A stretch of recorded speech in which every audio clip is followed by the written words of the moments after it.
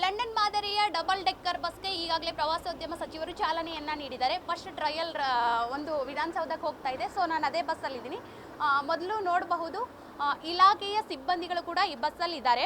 So first ಅವರ experience ಹೆಂಗಿದೆ, view ಹೆಂಗೆ ಕಾಣ್ತಾ ಇದೆ ನಾರ್ಮಲ್ ಬಸ್ಗೂ ಈ ಬಸ್ಗೂ ಅಂತ ಅವರನ್ನೇ ಮಾತಾಡಿಸ್ತಾ ಹೋಗೋಣ. ಜೊತೆಗೆ ಹೊರಭಾಗದಲ್ಲಿಯೂ ಕೂಡ ನೋಡಬಹುದು ಯಾವ ರೀತಿಯಾಗಿ ಒಂದು ಟ್ರಾನ್ಸ್ಪರೆಂಟ್ ಆಗಿದೆ, ಕ್ಲಿಯರ್ ಆಗಿ ಕಾಣತ್ತಂತ. ಸೊ ಮಾತಾಡಿಸ್ತಾ ಹೋಗೋಣ.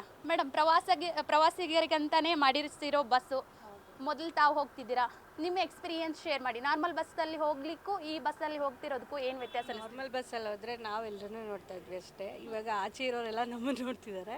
ಬಸ್ಗಿರೋ ವೈಬ ಅದು. ಹೌದು, ತುಂಬ ದೊಡ್ಡದಾಗಿ ಮತ್ತು ಮೇಲೂ ಅಷ್ಟೇ ಅಲ್ಲ, ತುಂಬ ಚೆನ್ನಾಗಿದೆ. ವ್ಯೂಸ್ ಅಂತೂ ಬೆಂಗಳೂರಲ್ಲಿ ನಿಮಗೆ ಗೊತ್ತು, ಗ್ರೀನರಿ ಎಲ್ಲ ತುಂಬ ಚೆನ್ನಾಗಿದೆ. ಈ ರೋಡಲ್ಲಿ ನೋಡ್ಕೊಂಡು ಹೋಗ್ಬೋದು, ಆರಾಮಾಗಿದೆ. AC ಬೇಕಂದವ್ರು ಒಳಗೆ ಕೂತ್ಕೋಬಹುದು, ನಂಗೆ ನಾರ್ಮಲ್ ಗಾಳಿ ಬೇಕಂದವ್ರ ಮೇಲೆ ಹೋಗ್ಬೋದು. ಈವ್ನಿಂಗ್ ಆದರೆ ಆಚೆ ಇದ್ರೆ ಚೆನ್ನಾಗಿರುತ್ತೆ, ಮಧ್ಯಾಹ್ನ ಎಲ್ಲ ಒಳಗಡೆ ತುಂಬ ಚೆನ್ನಾಗಿದೆ. ಮೇಡಮ್, ನೀವೇನು ಹೇಳ್ತೀರಾ? ತುಂಬ ಖುಷಿ ಆಗ್ತಿದೆ.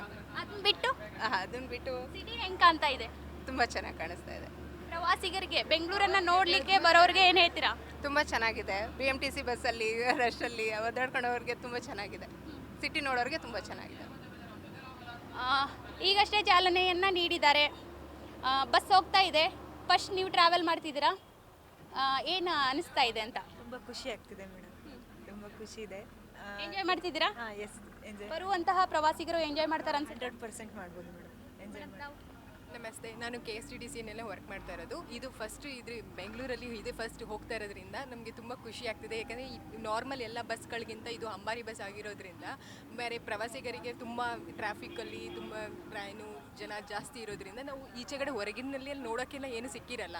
ಬಟ್ ಈ ಥರ ಬಸ್ ಸಿಕ್ಕಿರೋದ್ರಿಂದ ಅಟ್ಲೀಸ್ಟ್ ಹೊರಗಡೆ ಏನೇನಿದೆ ಅಂತ ಪ್ರವಾಸಿಗರಿಗೆ ನೋಡಬಹುದು ಸಹ, ಮತ್ತು ಅವರಿಗೆ ಖುಷಿನೂ ಆಗುತ್ತೆ ಅಂತ ನಾವು ಅಂದ್ಕೊಂಡಿದ್ದೀವಿ. ನೀವು ಎಂಜಾಯ್ ಮಾಡ್ತಿದ್ದೀರಾ? ನಾವು ತುಂಬ ಎಂಜಾಯ್ ಮಾಡ್ತಾ ಇದ್ದೀವಿ. ಈಗ ವಿಧಾನಸೌಧಕ್ಕೆ ಬಸ್ ಹೋಗ್ತಾ ಇದೆ. ಸೊ ಇಲಾಖೆಯ ನಿಗಮದ ಸಿಬ್ಬಂದಿಗಳು ಕೂಡ ಈ ಒಂದು ಬಸ್ಸಲ್ಲಿ ಟ್ರಾವೆಲ್ ಮಾಡ್ತಾ ಇದ್ದಾರೆ. ನನ್ನ ಮುಂಭಾಗದಲ್ಲಿ ಒಂದು ಬಸ್ ಇದೆ, ಹಿಂಭಾಗದಲ್ಲಿದೆ. 3 ಬಸ್ಗಳು ಕೂಡ ವಿಧಾನಸೌಧದವರೆಗೂ ಹೋಗ್ತಾ ಇದೆ.